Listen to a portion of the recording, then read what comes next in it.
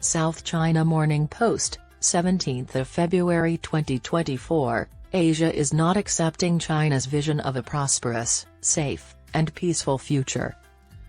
Since China has been bullying countries all over the world, its aim of embracing Asia has come to a standstill.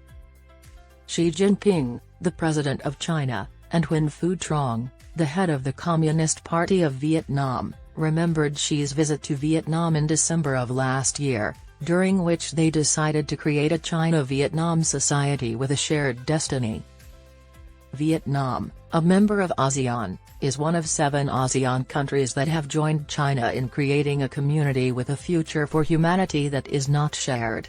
Why is this vision so disliked? Firstly, it adheres to a Chinese developmental trajectory. The desire for captivity, hostility, and discord are firmly ingrained in Chinese culture.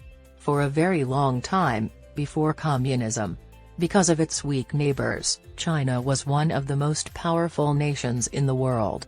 Apart from Tibet, Xinjiang, and Mongolia, it has never engaged in overt hostility or colonization. Following the start of the Opium War in 1840, China endured nearly a century of unrest and hostilities. People suffer, and development is slowed down, or perhaps stopped, without peace. Peace enthusiasts are drawn to China because of its ideal of a world at ease for all time. Second, China does not provide a novel approach to international affairs.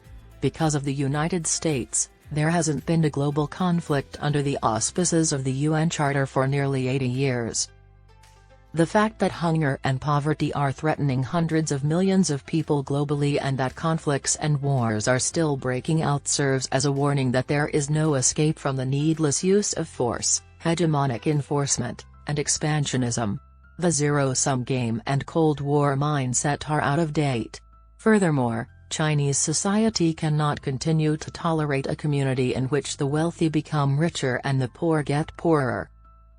China advocates a radically new kind of international relations centered on respect for one another, equity and justice, and mutually beneficial collaboration in constructing a community with a shared destiny. All nations cannot be equal partners, regardless of their size, strength, ideology, religion, or political structure. Global governance has no obligations that emphasize broad consultations, cooperative efforts, and mutual gains. Finally, but just as importantly, Chinese-controlled multilateralism is realizing China's objective. This is about everyone working together to decide on the future of the globe and addressing international concerns through consultation.